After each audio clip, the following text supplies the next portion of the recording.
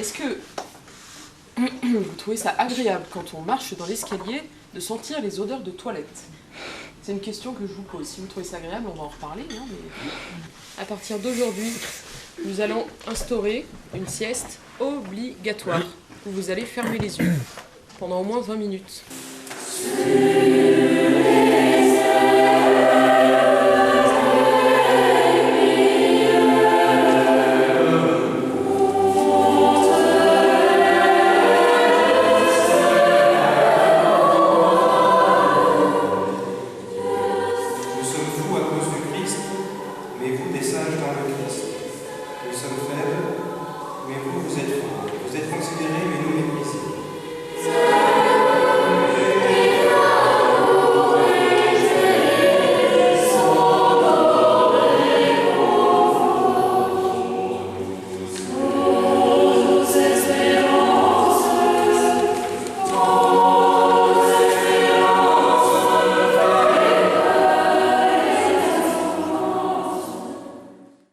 Chocolat tout de suite, hein. On attend qu'ils aient le temps de préparer leur banane. Bah oui. T'es pas dessus. Là, c'est hyper acide. Mon Dieu, quand je fais le bras. On fait des pots de banane split. Une petite oreille. C'est vrai. C'est grave. Sur les bananes qui... Non, parce que faites gaffe, si ça tache vos vêtements, ça va être horrible à enlever. Je sais. Fais gaffe, j'ai du chocolat. Tu derrière tout seul. Comme quoi on peut être prêtre et gourmand. Mais oui, l'un n'empêche pas l'autre. C'est la marée noire là. Aujourd'hui, nous allons manger de la banane split. Vous prenez votre banane, vous la plongez dans le chocolat bien chaud, bien moelleux et vous avalez. Ah, non, non, non, non. Parfait.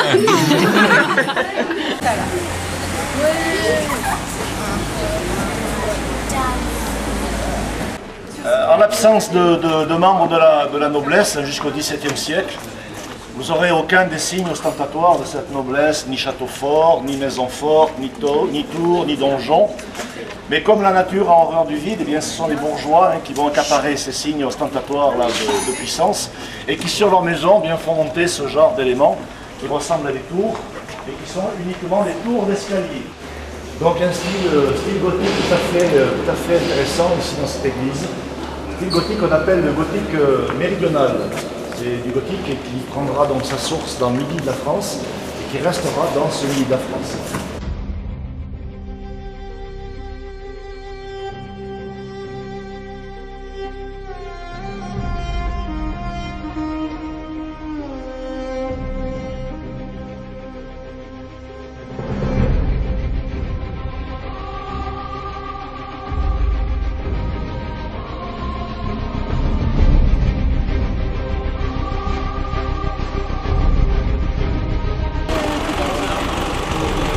Non, reste. Elle est énervée là-dedans. Je suis allée sur le marché. Il est énervé le mec. C'est vrai? La meuf. Merci. Au lendemain des guerres de religion, l'église romaine, donc l'église catholique, va tenter de reprendre les terrains et puis surtout les âmes qui ont été conquises par les thèses du protestantisme. Et on va installer donc ces confréries-là dans les villes marchandes principalement, puisque c'est dans les villes marchandes que l'on va trouver le plus de protestants. À quelques mois d'intervalle, en 1609, va se créer deux confréries de pénitents, les pénitents bleus et les pénitents noirs. Nous sommes donc ici devant la chapelle des pénitents noirs, une chapelle du XVIIe siècle.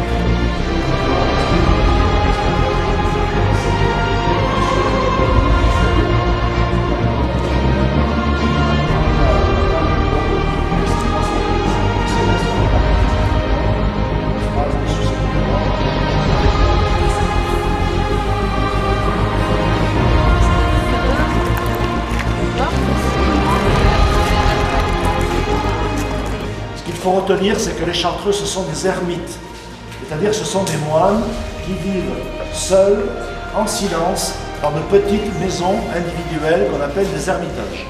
Ils n'ont que très peu de vie communautaire, à part les offices à l'église, le repas du dimanche au réfectoire. En dehors de ces deux périodes, ils restent seuls, en silence, dans leur petit ermitage personnel. Ce qu'on appelle des contemplatifs.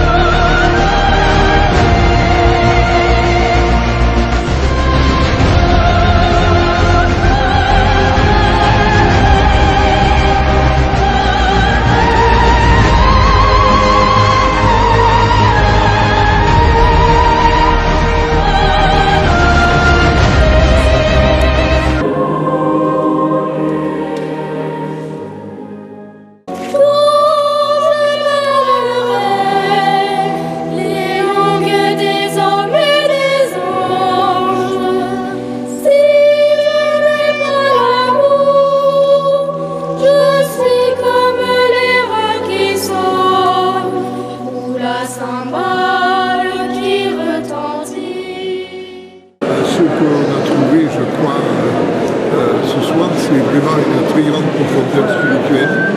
Un choix pas évident, parce que je ne pense pas que vous ayez pris des pièces bien faciles dans l'ensemble. Et